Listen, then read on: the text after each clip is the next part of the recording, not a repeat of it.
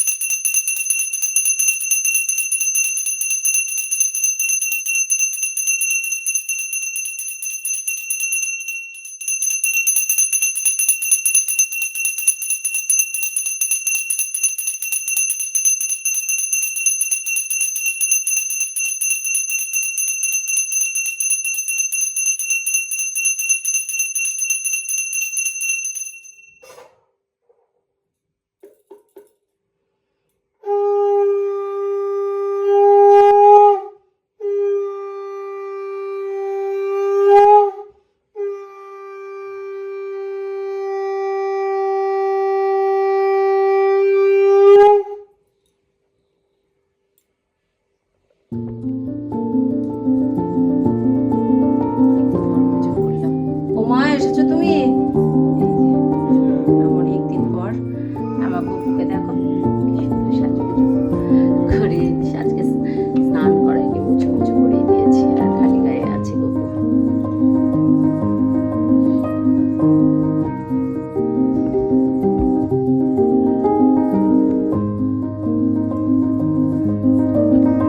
দেখি কি রান্না বান্না হয়েছে।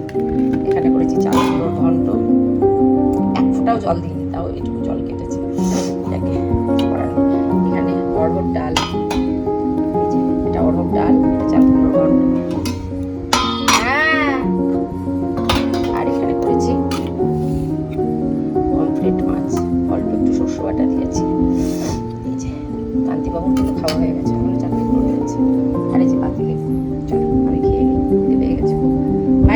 হ্যালো বন্ধুরা, শুভ সন্ধ্যা। তো আমার সন্ধ্যা টন্ধ্যা দেখানো কমপ্লিট, চা খাওয়া। আজ ছিল ডক্টর বিধানচন্দ্র রায়ের জন্মদিন এবং মৃত্যু দিবস। তো ডক্টরদের ভগবানের পরের স্থানই হচ্ছে ডাক্তারবাবুরা। আজকে আমার বুচু বাঁচত না, যদি না বুচু ডাক্তারবাবু বাড়িতে আসতেন, বুচু চিকিৎসা না হতো, প্রপারলি যে ট্রিটমেন্টটা সেটা না হতো। তো করোনার কথা মনে করে দেখো তো, এই কয়েকদিনের আগের কথা। ডাক্তারবাবুরা ছিলেন বলে কত পেশেন্ট নিজের জীবনের পরোয়া না করে পেশেন্টদের সুস্থ করে তুলেছেন। ওই করোনার মধ্যে করোনার পেশেন্টদের ওনারা ট্রিটমেন্ট করেছেন। এরকম অনেক ঘটনা আছে যেগুলো হয়তো আমরা মুখে বলে প্রকাশ করতে পারবো না। আমার কান্তিবাবু সুস্থ, যতটুকু সুস্থ যাই হোক না কেন, পুরোটাই ডাক্তারবাবুদের জন্য। তো কোটি কোটি প্রণাম সেই ডাক্তারবাবুদের জন্য। আর ডক্টর বিধানচন্দ্র রায়ের জন্মদিন এবং দিবস। বাংলার উপকার বলা হয় ডক্টর বিধানচন্দ্র রায়কে। 1948 সালে বাংলার প্রথম মুখ্যমন্ত্রী হচ্ছেন ডক্টর বিধানচন্দ্র রায়।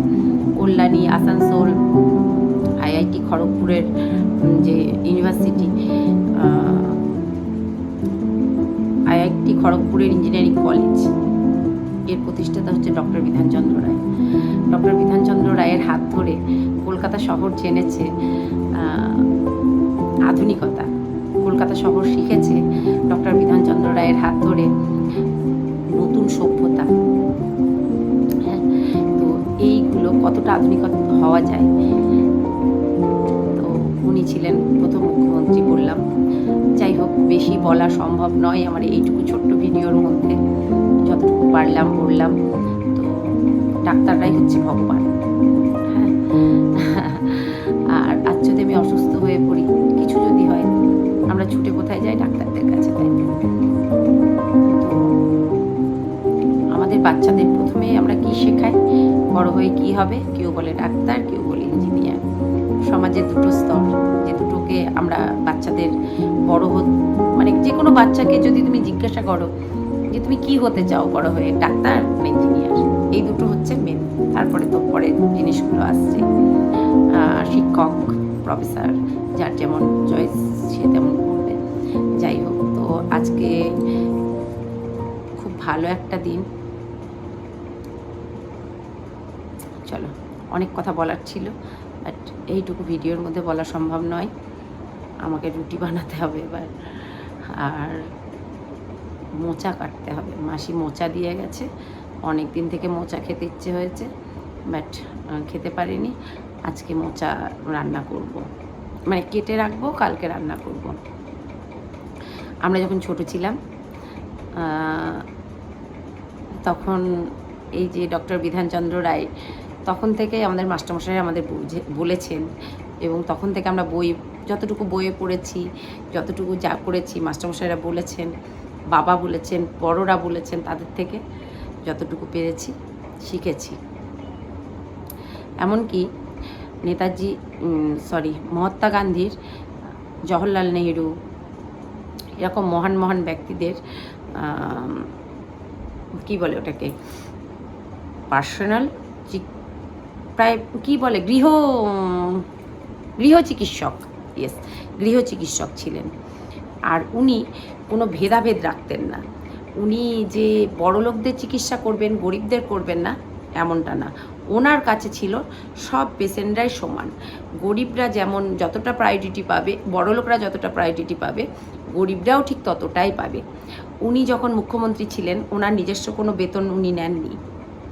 সেই টাকাটা উনি সবার মধ্যে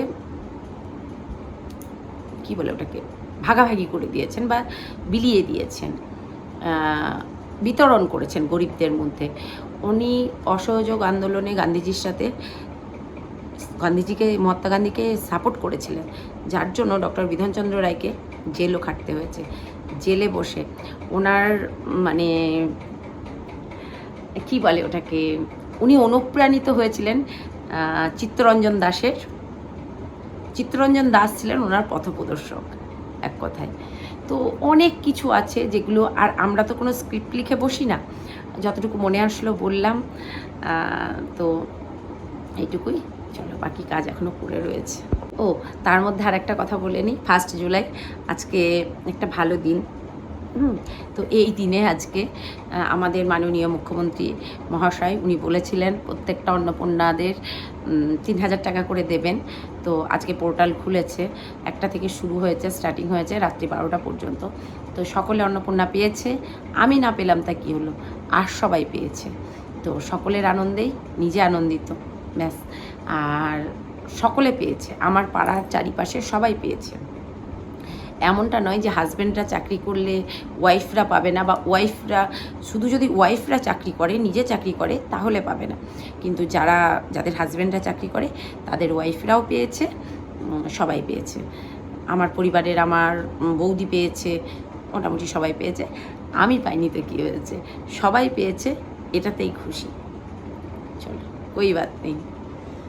হ্যালো বন্ধুরা, শুভ সকাল বলবো না, তবে হ্যাঁ সকালও বলা যায়। আর এখন আমার রান্নাবান্না বসেছে। এখানে বেগুন ভাজতে দিয়েছি, এখানে পটল ভাজা কেটেছি, এখানে চাল কুমড়ো একটু চচ্চড়ি মতো করবো, কেটে নিয়েছি। আর এখানে সয়াবিন ভেজাতে দিয়েছি, আলু সয়াবিনের তরকারি হবে। আর এই রান্নাবান্না আজকে যেহেতু বৃহস্পতিবার, তো আমাদের নিরামিষই হবে। আর বৃহস্পতিবার তোমরা তো জানো আমরা নিরামিষ খাই, বাইরেটা দেখাই। হ্যালো বন্ধুরা, তো আজকে যেহেতু বৃহস্পতিবার, তোমরা তো জানো বৃহস্পতিবারে আমাদের বাড়িতে নিরামিষ রান্নাবান্না হয়, তো সেটাই হচ্ছে। আর বেগুন ভাজা করতে দিয়েছি। আর এই বেগুন ভাজাটা আর পটল ভাজাটা শুধু আমার জন্য, কেননা আমার না একদম মুখে কোনো টেস্ট নেই, মানে পুরো টেস্টলেস হয়ে গেছে, কিচ্ছু খেতে ভালো লাগছে না, কিচ্ছু মানে কিছু না, কিছু মুখে দিতে পারছি না। এই যে রান্নাবান্নাটা করবো, করে আজকে মানে উঠতে ইচ্ছা করছে না, মনে হচ্ছে চুপচাপ শুয়ে থাকি, কিন্তু আর তো হবে না। মাসি এসেছিল, মাসি এসে যতটুকু পেরেছে কাজ করেছে, করে দিয়ে গেছে, মানে যতটুকু মাসির কাজ। আর আমি এখন উঠে এই আস্তে আস্তে রান্নাবান্নাটা করি, না করলে তো খেতে পাবো না। আর আমাদের বাড়িতে হোটেলের খাবার ঢোকে না, মানে ঢোকে না মানে কি আনবে না, শান্তি নেই, হোটেল থেকে নিয়ে এসো। আজকে যেহেতু বৃহস্পতিবার নিরামিষ খাই আমরা, তবুও না পারলে, যখন পারবো না তখন আর কি নিরামিষ, কখন দিনে কি আমিষ আর কি নিরামিষ, তখন তো খেতেই হবে, তাই না? তো এখনো পর্যন্ত শরীর চলছে, যতক্ষণ চলছে চালাচ্ছি, আর যতক্ষণ চলবে না তখন একদম গল্প শেষ হয়ে যাবে। যাই হোক, তো আমি একটু মুড়ি খেয়েছি সকালে চা দিয়ে, কান্তিবাবু চিড়ে খেয়েছে, মাসিকেও মুড়ি দিয়েছি। ভালো লাগছে না, একদম ভালো লাগছে না। মাসি দিয়ে গেছে মোচা, তা মোচাটা তো আজকে কেটে রাখলে কালকে রান্না হবে, সঙ্গে সঙ্গে কেটে তো মোচা রান্না করা যায় না, সেটাই হবে।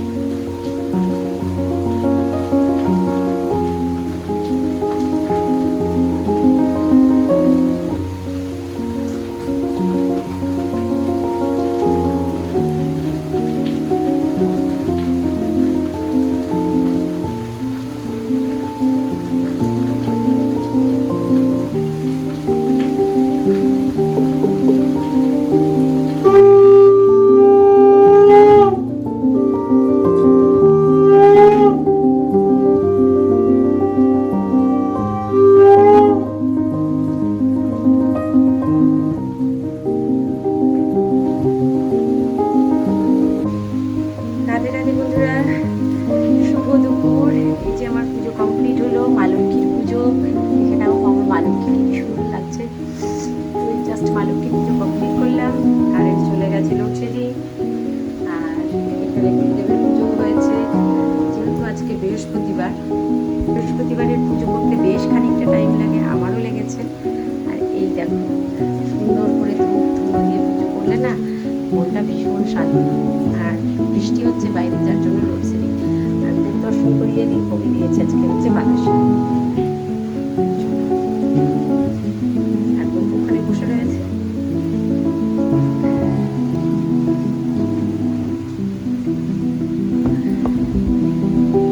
এই যে বৃষ্টি শুরু হয়ে গেছে, আর ফুল গাছের টবগুলো একটু কাদা কাদাও হয়ে গেছে, বৃষ্টির জল পড়ছে, পরিষ্কার করে।